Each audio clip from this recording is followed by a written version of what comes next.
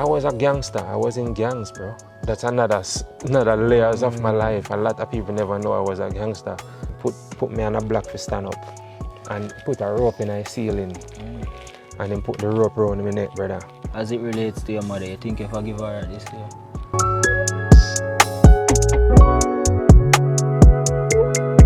Blessings again to my viewers and subscribers. I just want to welcome you back to the Heart, Mind and Reality series. And today we are back again from the man himself from our previous episode, RahFyah. He spoke about his journey, but on this episode, we will be sharing about his childhood trauma. And today we just want to welcome the man himself, Mr. RahFyah, again, as he's about to share another part of his life story. RahFyah. Yeah, man. Highly blessed, bro. Love and light to the Yes, energy bro. every time, man. All the time, bro. Give thanks, man. Thanks for having me, and Blessings. you're welcome in the space, bro. All Yeah, the man. time, bro. Thanks for that. Yes, yeah, man. I. So, Raf, I mean, you know, previous video they speak about your embarkation and your journey and everything, what causes you to change from a lot of stuff and you start to see things from a different light. But, I mean, like everyone else, all that you had explained is like, in your adult stage and everything, but everyone else, we have like a childhood thing that we went through, and some people one is more serious than some, and Yes. you have a story, bro, from your childhood. Something that, I mean, is very emotional. Yeah. But thanks be to God, He give you the strength to really overcome that trauma. So I will give you the time now and the space. Just to speak to the viewers, they can just start off by introducing yourself, like, your name and everything, and just give an introduction and everything, and then you just dive into the story. Yeah, man. Ones and ones, much respect. This is RahFyah, Yeah, man. And yeah, the childhood days, some very interesting things happen, and a lot of ones out there, we're adults now and we still carry those little stuff inside of us, and it really affecting our present moment, affecting our relationships, affecting who we are. So we realize that we have to find a way to be a little vulnerable, and transparent at the same time, so we can release to receive, we can let it go. Because when I hold on to it, it is holding on to me.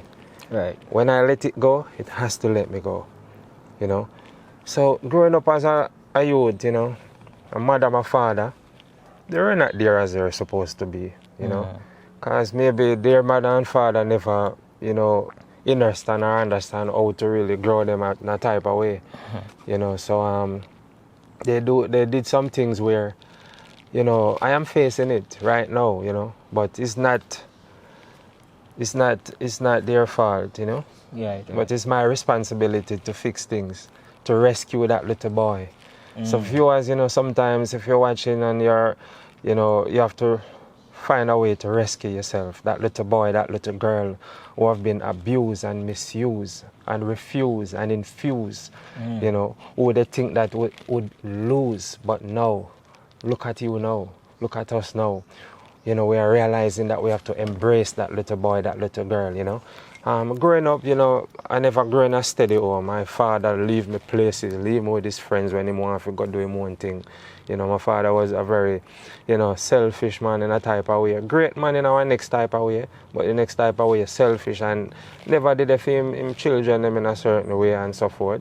Them say, if you talk bad about the dead, but this is not even bad or good. We just talk the reality of I experience growing up, And father was a great man, but another part him never do some great things, which I may have to fix that now, because I don't hold it against him anymore. Yeah, man, him leave me with all type of people. They abuse me, they misuse me, they call me names, they say me now come out to nothing good and this and that, and verbally they abuse me, physically, emotionally, spiritually. They try all type of things, and they try even voodoo, I don't know. This thing started before me born. In the family lineage coming down, witchcraft, they try to use against each other and try to destroy, each other with all of these type of entities, and, so people try to destroy me from a baby growing up, because there's a purpose in my life and they never want it to fulfill because they know say me would have standing in the gap, you know, to really change all of that and to fix it. Yeah man, my father did have a friend, one of my best friends them way. Him abusing gifts, him used to, you know, some terrible things, you know, him sacrifice people, him to him entities, to him deity. You know, people come to him and him do some type of stuff with them for hold on other people, for mash up other people. And the man see me as a pure soul. My father bring me at the place where him did, where the man used to live in one parish in Jamaica.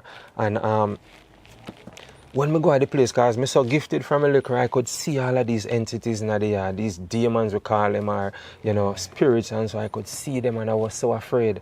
I never know how to use my ability, my gifts, not to be afraid and to conquer them, and I was so afraid because a lot of stuff happened in that space. One at the time, the guy wanted to use me as a sacrifice to get more power, you know. You know, he was more powerful than a ritualist, you know, that guy. So him have some entities, some deities who him work with, and him want to sacrifice me to it at the age of six. From 5, I was there from about 4 or 5, so at the age of 6 plus going there, the man called me in a place and say, "Oh, stand up on the block here, so put me on a block to stand up, and put a rope in the ceiling, and then put the rope around my neck, brother."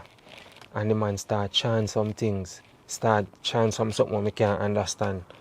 And then deep down in me, I realize that this man wants to hang me. As a little boy, I said, because I trust him enough to do it, to stand up on the block. I didn't know what I'm about at first. But then I realized that the man put the rope on me. I said, "Man, I got to hang me now." And I see him start chanting some stuff, and then I'm ready to kick with the block. And me get a power in me, brother. I feel like a power come up on me, I see, as a little boy.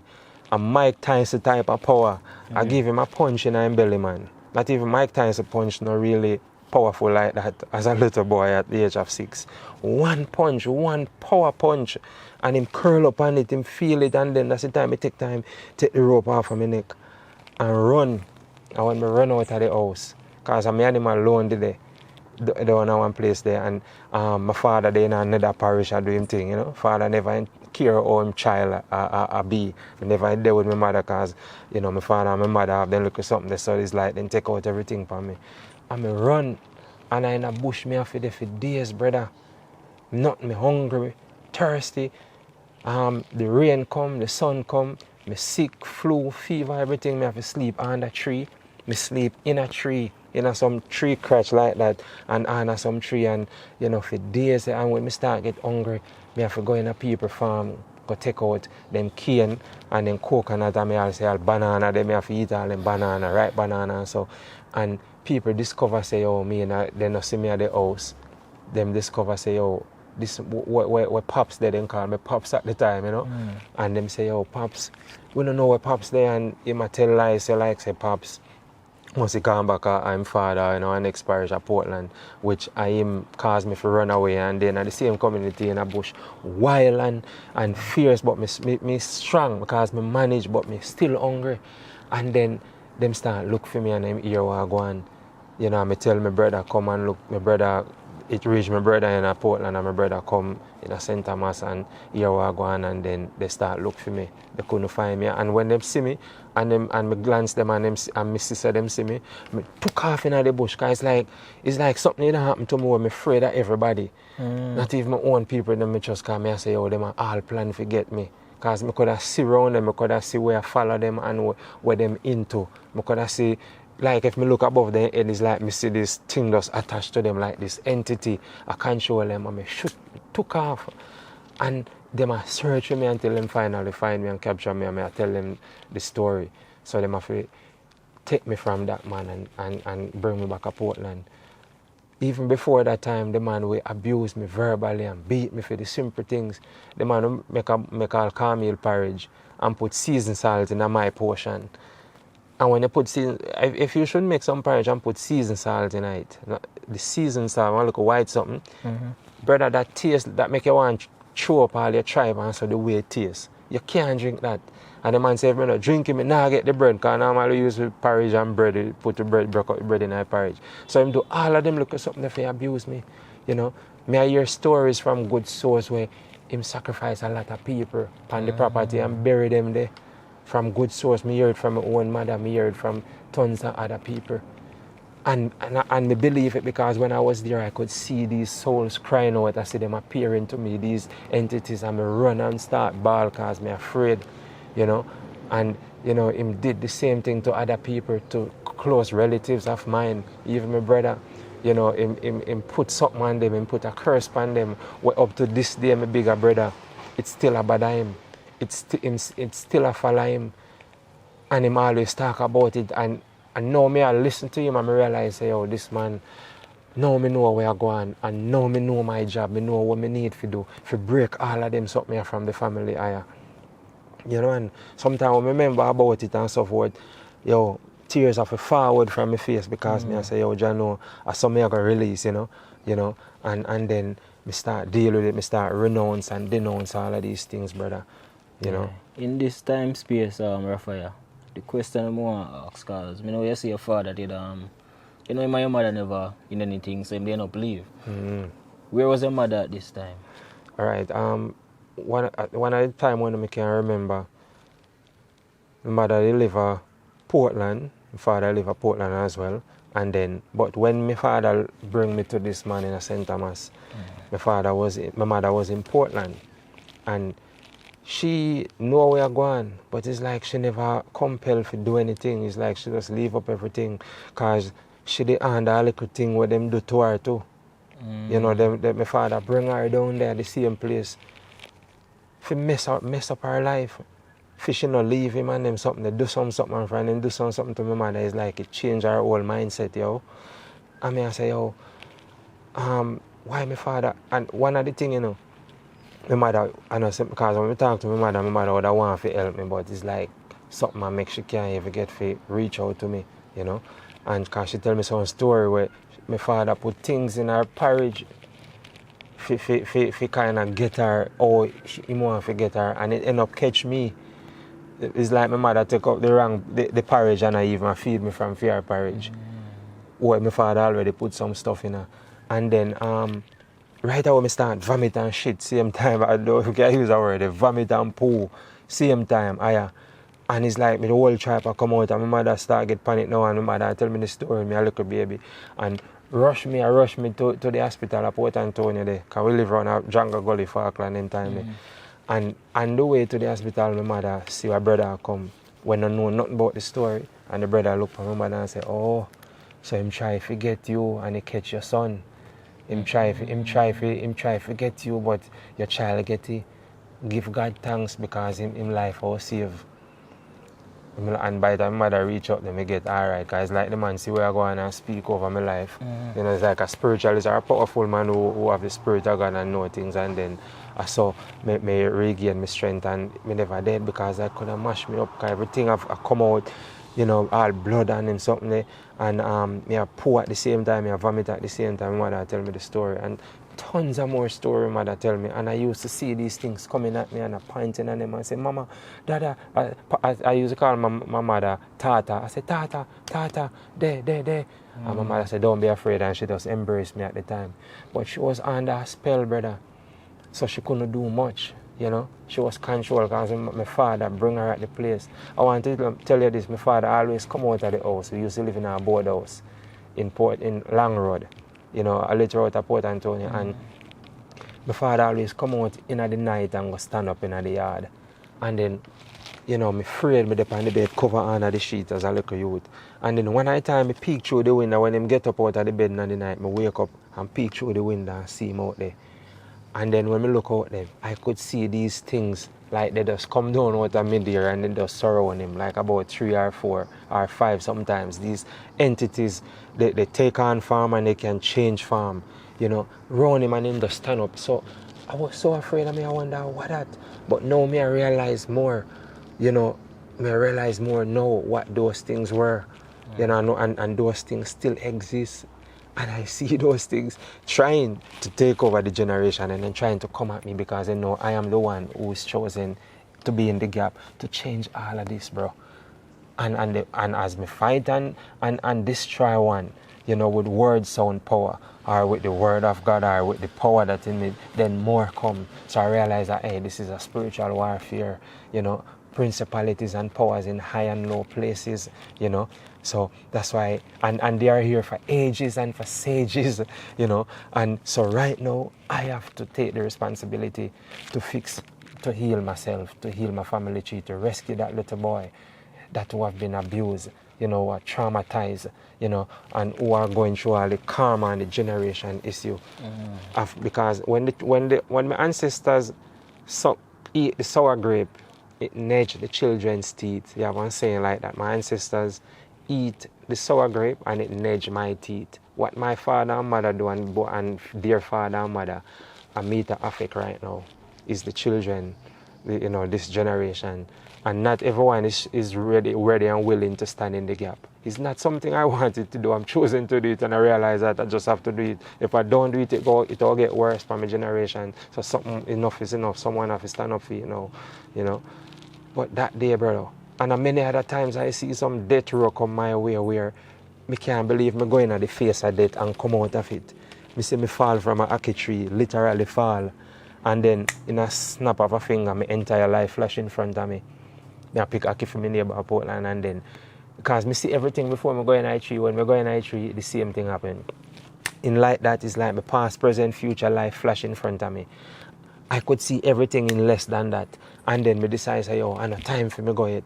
And I just do like that. When I do like that, bro, I feel like a mighty wind, a mighty rushing wind. Just goes engulf me and just push me up back. The people that were picking the ackee, they couldn't believe they cover them out, they're speechless. I shoot up back way up in at the top of the tree and I grab on a limb. And there was no limb where I was standing in the tree before. The limb I was standing and break and I was going down. And it take a few seconds to go down and then a power just engulf me and push me up back. Man, that story, bro. So all of them look at something and show me that I am here and I have to do the job, bro. I have to do the job. With all this, RahFyah, your mother and your father, they still alive? My father passed on, and my mother is still alive. Before, at what age your father passed? I think when I was about 19. 19. Yeah. Before your father passed, did you ever forgive him? No. When him passed, I didn't know how to forgive him. I didn't know what to do. And since I started, be more aware of things now, then I start realize that John was star. I have to forgive my father. I can't hold it because I'm kind of vicious when I start realizing what my father do. I'm kind of vicious about him, and now I have to say, And I think I still have some more work to do to finalize the forgiveness of him, because sometimes I can sense some things and I realize, I need to release some other parts of things, so I have to really totally forgive him by taking full responsibility for these things, so I can just be free from all of this, and it is happening. As it relates to your mother, you think you forgive her at this year? That's a great question. I forgive my mother. I don't know if there's something else I need to do, but the reason why I say that, I want to be so close to my mama. The respect say my mama, she allowed me to even be here, she could have bought me, And in spite of everything where happened, she was under a spell, she was under, she was controlled. So with that knowledge, I must progressively forgive her. Or I don't think I have anything against her. It's just that I never grow with my mother. And I believe that when a man never grow with a mother and get that motherly nurture, that comfort, because she's like a comforter in the Holy Spirit is a comforter and a nurturer. It's like a motherly love. I never get that from her. So, and I don't meet anyone like any female who really give me that in replacement for my mother. So now I have to heal myself from that so I can be close to my mother. I forgive her, but I want to be so close to her, bro.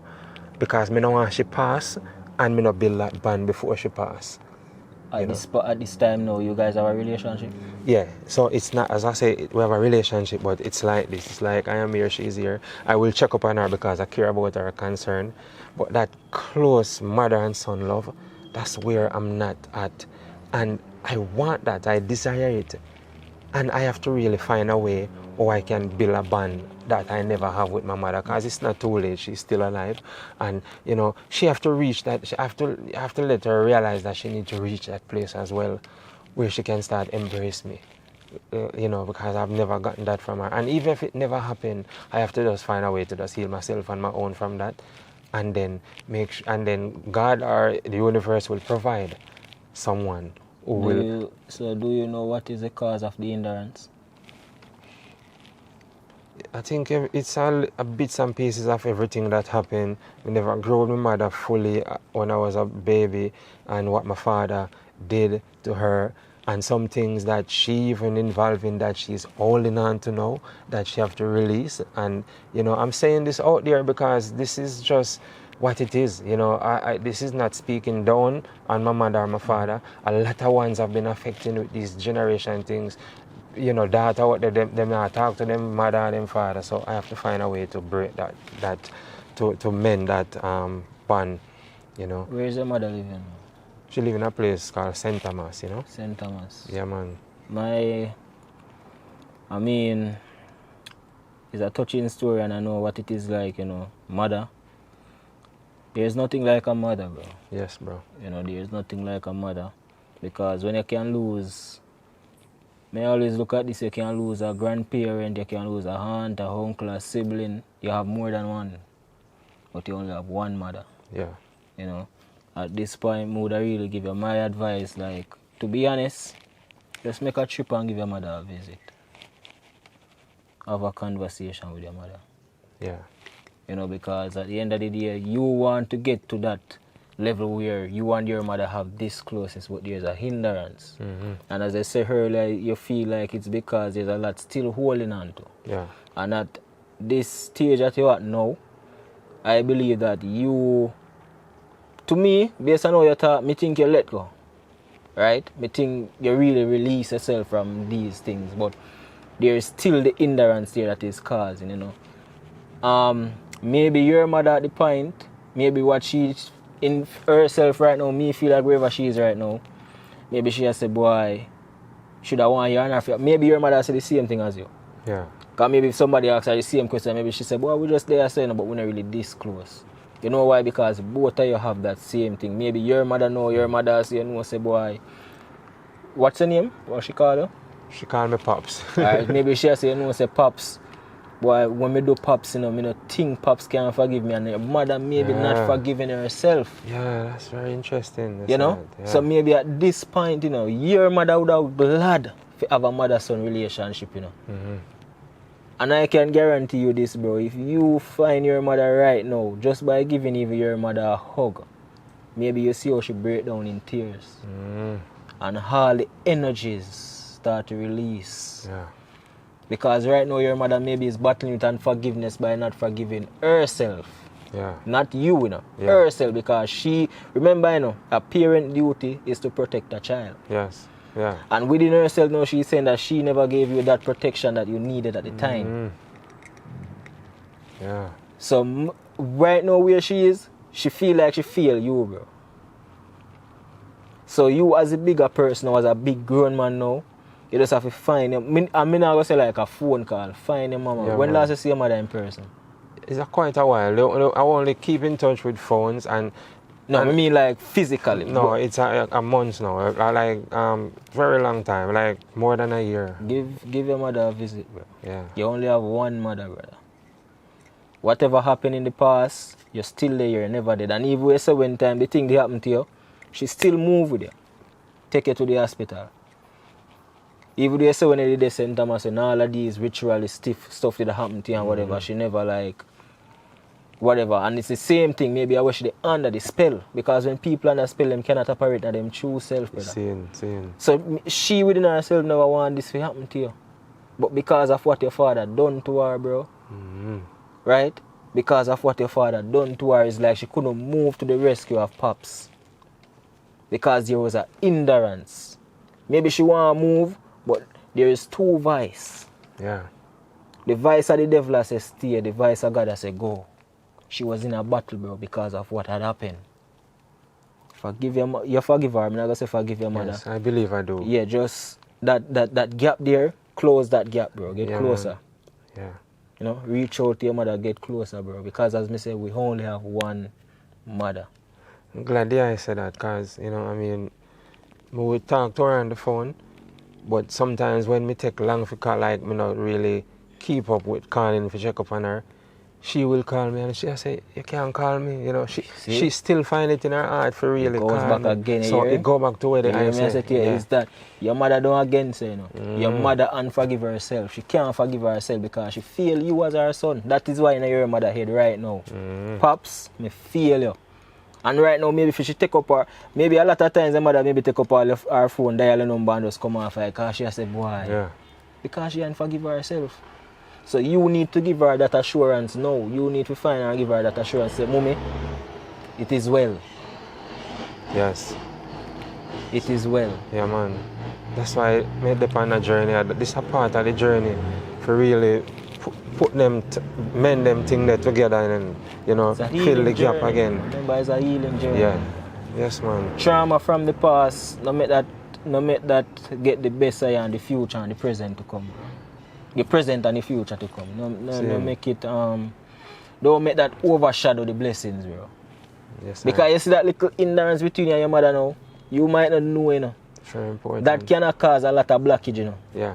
But you see the moment you go and you two get back close and start to connect with a friend, we see how things start to work. Yeah, man, because mama, that's enough true. That's mother, bro. Yeah, man, no matter and as me say, you say it earlier, a lot of things that was happening. That's the reason I asked you, where was your mother at this time? I'm glad you give the explanation because a lot of people might think, so where your mother did the way your mother was under a spell. Yes, I. And even though your father allowed that fear, I mean, dead and gone at the time, you couldn't forgive him, still have it in your hand now to say, no, I forgive my father. Because you're still here. You're still alive and well, you overcome that, and right now you are in the gap to, you know, just take your family out of some things, bro, like some curse and all of these things. So you now have to be that one where just tell yourself, so I'm going to be mature enough. Give your mother that reassurance. Make your mother know, so Mommy, it is well. Yes, I. Yeah, man. Tell your mother to unforgive herself, bro. When you talk to her, say, Mommy, forgive yourself, man. Me not have nothing against her. Whatever happen, you never have no control over it. She need to get that release. Yeah, man. And I'm glad I said that because it come across me if you really give her a visit, but me never like really focus on it like say me do it immediately. But now I said that it's like reinforce things. So this will make me even put more speed in my effort for really go see her because that was a plan. But it's like, you know, it made me still put it off because as I said, this endurance this thing. Man, yeah. So I'm glad say you could have come and say this because I have to get it well with my family. I have to fix every little thing, bro, like that. And with my mother, one of the greatest part because, you know, that can end a lot of stuff because no matter what, you know, mama, whatever happen, and I just have to just make sure I get it right. In all this situation, Rafyah, I know this is something you maybe thought about already, you know, but me not just need a answer for this. Me need an honest answer, like, from you. Yeah. When all that happened, the whole ritual stuff and everything, do you have any regret it happened? At one point I want to. No, I don't. Because if it never happened, I wouldn't be this today. If it never happened, maybe someone else would have, maybe it would happen to someone else and maybe it wouldn't deal with it. Maybe it would carry on. So I'm glad it happened in I don't want to say in my favor, but I'm glad it happened where I am concerned, where I now realize that I need to do something about it because I have other family members and brothers and sisters where things happen to them like this. If I should go in details, it's similar and some of them even worse. But they are not realizing that they need to fix things. They're just living with it. And then they will, you know, God forbid, they will pass it on to their children. But knowing that I realize this now, I will even change it for them. So that, because I'm healing my generation, so once it is done, they will even be okay too, you know. So, me live for no regret things anymore, whether I good or bad, because it happened to me for a reason, for me to be here now and for me to change it, to fix it, to break it, you know. And you know, Rafyah, a lot of people out there, them have the notion that there is no such thing as witchcraft or voodoo, as what them call it, or whatever, you know, because them just feel like it don't exist, you know. Yeah. What do you have to say to somebody like that? when you feel that way, it is comfortable because it actually deceiving you for you to think that it's not exist. So it will continue to exist and continue to manipulate and control you. But the fact that you realize that this thing exists and it is so, then you will be aware how to deal with it even in your life. Because it wants you to believe that it doesn't exist for you, so it can take more root, take more ground and destroy the whole generation. You know, the same thing keep repeating. It does exist because my personal self-experience or experience, I see it first and I see the evidence. It happened to me. There are a lot of stories I could tell, but you know, this is just a summary of something. It does exist because it happened to me. People try to get me out in different ways with witchcraft. People go to place to get me out, to destroy my life. And when they go to the place, the person that they go to, the witch or the wizard, they say, hey, take back your gifts. Go. We can't touch no one here. No one is specially protected. No one is specially guided. Go somewhere else. And then they go, because I get the information. Somehow I get the information. The information leaked to me that was happening by more than one source. And I see it by myself. When I go to bed, I dream. And I see these things, and my mother come and show me things, other people, and they go to other places to get me out. And for years, these things oppress and suppress me. They tried to possess me, but they couldn't because I was protected. But it never stopped them from oppressing me and suppressing me, you know, like a thorn in my flesh, like a demon nagging me, trying to penetrate, trying to destroy my whole life. I see them show up both in this physical realm and in the spiritual realm, in the dream world. And I fight for years. I fight these entities, these demons, and these things from, you know, the generation thing keep attacking me. And I see them. People try, even currently speaking, I encounter witches and wizards who abuse their gift, and they try to harness my energy, they try to destroy me, they try to manipulate me, try to stop my progress, and I have to deal with them. I have to speak words, sound, power against it. I have to stop it with the power that is invested in me, and I destroy it. So witchcraft, it does exist. It happened to me in many different ways from I was a child growing up. When you're chosen to break your generation problems, all of these things gonna come at you one after the other. And it's for you to fight it one at a time. Alright. So after your brother, because your brother was the one who came for you, right? Yes. And he took you to Portland. Mm-hmm. So what was life like after that now? Yeah, it's like I feel ease. I feel like a pressure was ease because I was out of the environment. But those things still happen in a different way. They still find me. I was out of the situation for the moment and I feel a little ease, you know, because I've been protected, I've been trained. It was like I'm on training ground from a child preparing for this stage now. And then from that level, then something else transpired, something else conspired, something else started up.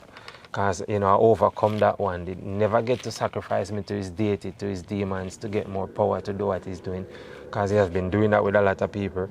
And then that failed, so they have to try something else. And other entities, other demons use other people to get at me, you know, to destroy my life completely, to let me go insane, you know, to shut down my purpose, to physically kill me, you know. My own family tried to kill me with demons, and it ended up kill them. It ended up backfire on them, and they suffer it. And I never, back in the days I rejoiced, but now I give thanks. I don't even rejoice anymore. I give thanks that I am here today to tell the story. I am here today to do what I need to do. Those who wanted me dead, they are out of the way, and it's because they are supposed to, because they're trying to destroy someone that is chosen to make a difference in this generation, to help people and to bring awareness to people so that they can help themselves, you know. So again, when you're chosen, you're going to be protected, and it has been happening presently, because look, the healing process is a journey, and currently speaking, different things have been happening, different things, but I'm more capable, I'm more in the position to sight them when they come, to see them and to deal with it. They never stop, bro. They never stop until they all destroy. And they can't destroy. You see, when you know that you are called for a reason, when you really know for yourself, then the war is on. It's not a bed of roses. People are spiritual and enlightened, and so they think it's something to be cocky about or something to boastful. It's a battlefield, a warfare. Why? It just started at that time. You start see problems in your own life where you have to fix. One at health issue, spiritual issue, emotional issue. Bro, sometimes I there, man, I'm a weep. I just start cry. Whole heap of boog I run down. I don't even know why I cry, but I just start it. But I know say something I release. And then after I start realizing, oh, something just click where I realize, say, oh, I'm just free from this past event that I've been holding on to. Because I hold on to it and it hold on to me. And now I realize I have to let it go, so the resistance going to be less, and then it have to let me go. And I'm free to rejoice. Yeah, man. Yeah, you know, me like how you say that after you cry, or you feel free, because a lot of people still don't understand the power of tears. Yeah. You know, tears is something that whenever you go through stuff and you realize you start to cry tears, Yeah. like literally tears, like you find yourself in deep crying. After that moment of tears, you just feel yourself like a lot of things just root up. Yes, man. Negative things just root up. The situation, it just root up and just free you right there. So, right? The name RahFyah, was it a name given by birth or is that alias name? Yeah, it is what we call an alias name. I'm inspired to take on that name.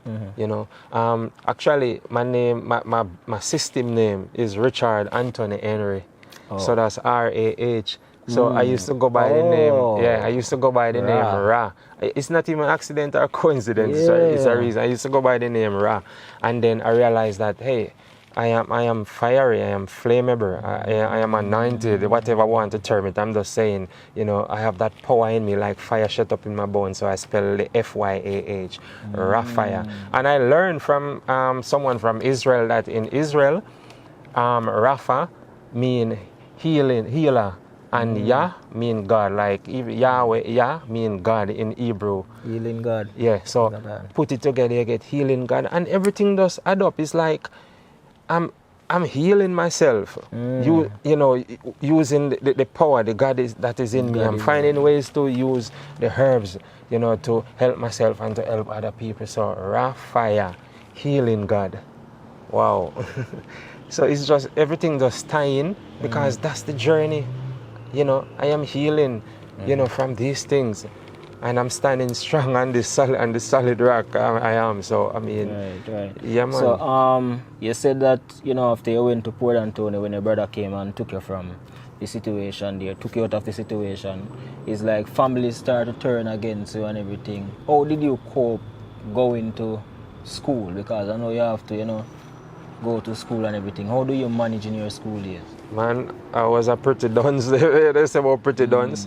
When I go to school, I never like school for true. Naturally, I just never like go to school. For the whole school term, I go to school 30 days, like what, about a month. For a term? For a term. Oh. But my way get up, then we give me my lunch money when they can prepare something for me because they never have it like to send me to school like that. I used to get $2 from my lunch money, a paper $2.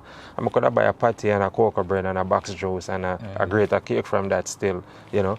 And you know, sometimes I'll scandal bag me if I carry my book in our school and them a laugh after me. Oh, you can't even buy a bag, scandal bag. They used to bully me and them something. So a lot of trauma, a lot of abuse, bro. They bully me, they used to trim me head ball because then they can't afford if you keep trimming me all the while. So they shave me head ball and one of the schoolboys just come around and cover up my head, my eyes, and a beer slap in my ball head. Beer slap. So me traumatized even from the school days. Me skull school. When me go to school, me just go in the bush with some other ones like me when I want to go in a class. I will go in a paper banana walk, then coconut walk, and when school over, we just fit in like say, we are go home now. I will walk, go school and walk, come 3 miles, go 3 miles, come. You know, when I used to go to Mansion Hill all age in Portland, you know. So we strong and fit and healthy same way, because we walk in the sun and, you know, we keep active. But I never liked school. I wasn't learning in school. You know, when teacher put something on the board, me don't know me. I be a copy, me copy. If you write something, I watch what you write and I write. You know, I go there, be a wrong bang. If you write your name, I write it. You know, because my parents are never intellect like that to really go through certain things and teach me how to spell. And so my brother will come for me where them try to mash up where, you know, he have to go through this. And him alone used to teach me to spell and teach me to read some simple stuff from some little reading book back in the days. And now my brother can't even do that. It's something when he used to teach me from. My brother used to teach me, you know. And now the same something when he used to teach me from, I'm more have to teach him. Him no know them again. Then try to mess up my brother. Him get a lick. And me know say me I say this, if you know say him bright days are come. Him have to go through that. And him have a genuine heart when I go check him at Portland, him glad to see me and all of that, and him want the best for me. But there's this thing. And it happen in a lot of family. Yes. My brother can't teach me the same something right now when he used to teach me. But when you see me still reason conscious and so forth, but you know, if you pay attention to him, you can realize that there's something, you know? Yeah, man. So out of the whole school term, 30 days, when they check it up and now they realize I'll be a skull school, you know, and things. So you never take it serious because of, you know, the whole... When something is happening in your life, it's like it controlling you, you know. It make you do things, unusual things. When we should have be a class, me gone in a one time one ranger run we down with him gun because we're going at this big property where we put coconut and banana plant up and we are thief banana, we have to run and jump one fence and hide because the ranger accompanying him ass with him gun. But he realized that we are children, but he still run down for scare we, you know. And we run, you know what I mean? And so your school days when, as we say, you never want to go to school, you never have the desire for school or anything, you feel like that has stemmed from what did happen to you in St. Thomas? Yeah. Like, for example, like you feel like that situation was also a part to blighted your future, your youth growing up? It's a good question. I look at it two parts. I think that contribute to it as well. Because, you know, when you have all of these heaviness on you, this burden, you know, these attachments from what I go through, it's like me not have that free flow there to really partake with other people, if you know, participate with them and be in a classroom and learn and so forth. But my parents don't really know if they really go through my homework and teach me anything. But and the second way I look at it, you know, because now how I look at school now, I don't have problem with learning and so forth, but the curriculum and the information that they give in school, most of it brainwashed and twisted, because even history is, or they teach it is not really so. So maybe I was discouraged from a little child, so that, you know, because if you should ask me now if I should go back to school, I would say no. If I should go back to school, I would approach it in a different way, not like how the system presented to me, because the curriculum is corrupted, you know.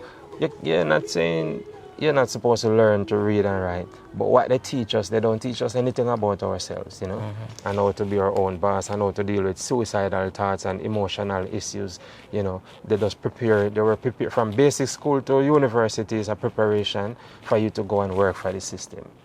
Most people have their degree right now, they don't even can't get a job. Some start do their own little business, they start realizing that they need to do their own stuff, you know. So I'm just saying, you know, so I think it is both. That contribute to it, what I go through. You know, I couldn't be around people like that. You know, I have to sometimes I be by myself in the bush for days, like school in school, and then I meet up. I influence other boys, and other boys start joining me, and we start in the bush until school over, you know, hide from class. Sometimes they catch up with me and they bring us to the teacher, and the principal will come and beat us in our hand middle, Miss Phillip. You know, may her soul rest in peace. Nice lady, but you know, she will realize that we're school in school and she beat us all out her hand. If we miss it, we get 2. If she slap at us and we miss that leather belt, we get 2 for it. So we have to kind of dash them a little so they can just go on the fingertip, and because you know you know, that's how they used to punish us. And make all our A's and our feet would stand in the front of the class. Yeah, man. But I have no regrets of anything at this moment. Right. It all happens for a reason. That's why we could even have in this wonderful reasoning. Yeah. You know, to help someone out there who, you know, now be, you know, now open up a little, you know. Yeah. And the thing is, Rafyah, I know in our previous interview, I know we spoke about your spiritual journey.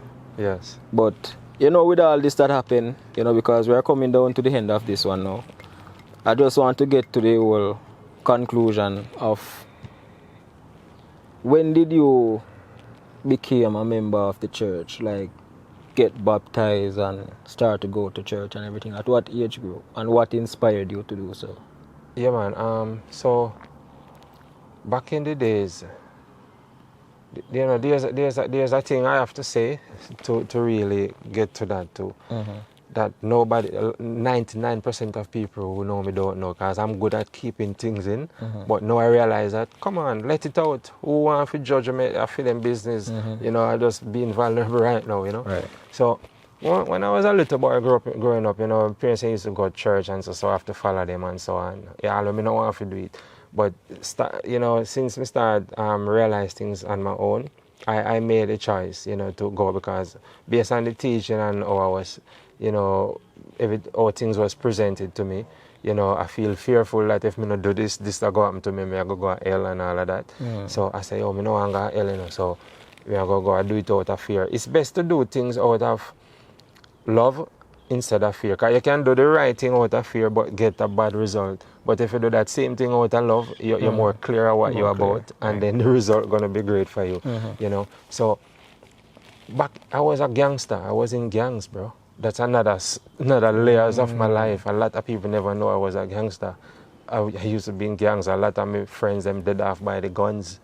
Because I how me grew up, me find comfort and security and acceptance among people who are gangsters and bad boys, because my parents never did it for me.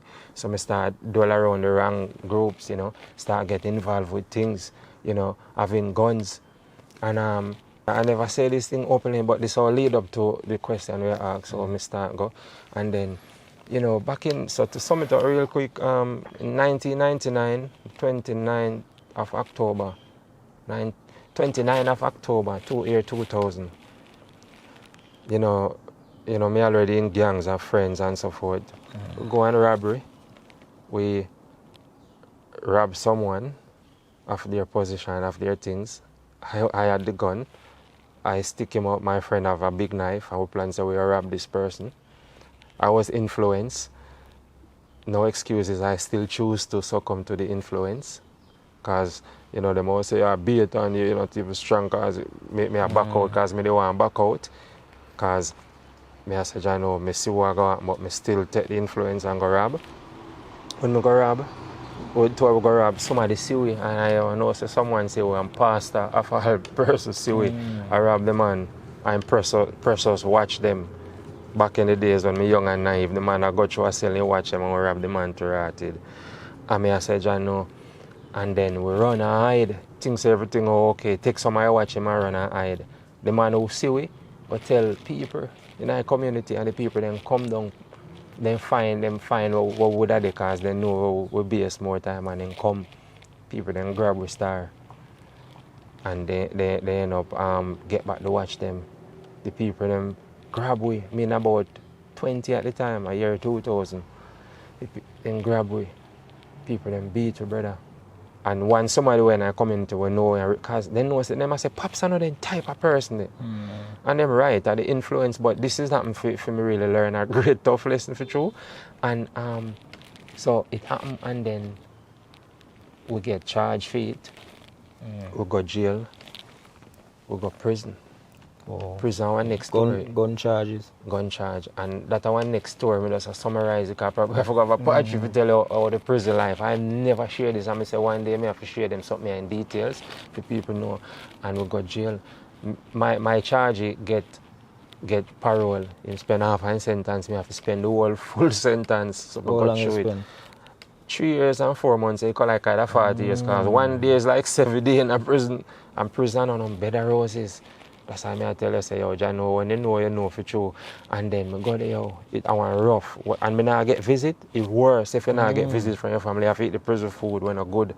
And when you eat, it's like your stomach a crawl, it's like your whole health a deteriorate and mash up, you know. And I plan, say, hey, when I come around, I go, who I go kill. Because when you're in prison, if you don't make you better, it make you worse and dangerous more than before. And I plan to say all of them people there, I picture how I kill them in some secret way.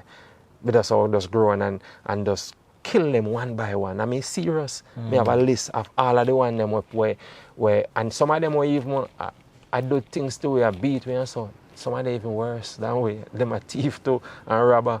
I wasn't a thief and a robber. I just get caught up in a moment to learn a lesson. Because I'm chosen so that it have to happen to me, you know, and thing. And then I plan say, yo, we'll kill them, we'll get worse because we have links so we can get guns. That's an easy thing for happen in Jamaica or anywhere in the world. And we say, yo, we'll kill them. I mean, and we plan how we do it. But something changed with me to my brother after I transfer from GP, General Penetrant, to gun court because I well behaved and so them throw a gun charge and bring me to a place, upward camp place called gun court. You know, a little more easy institution, but still same prison treatment, you know. And then we join a rehabilitation program, start learn English and maths, you know, science, life science, biology, and then because something that one brother in a society see we and believe in a way, and then come in at the institution and then invest in some prison where want to change them life. The system not really rehabilitate no one. It's just a private brother who see us and believe in us.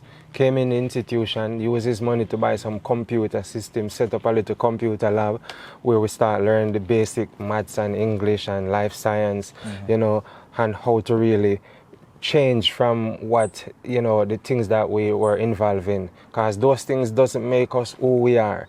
Those are just some attachments we take on to because of circumstances and situation. So when that happened now, you know, I meet a wonderful brother in the church who got through in the prison, were really in charge for something very dangerous, you know, and he changed his lifestyle. Something changed him for the good, and I link up with him, and that's how we start going to the church. Church people come inside in the prison. We have a little chapel there, and Sundays and Saturdays they will come, and sometimes you know on a Wednesday, and you know they teach us how to be a better person. Cause they never mean any harm, you know. You know they teach us how to be greater and how we can rehabilitate ourselves. So when we go into society, we don't have to be worse, or the same person will be better.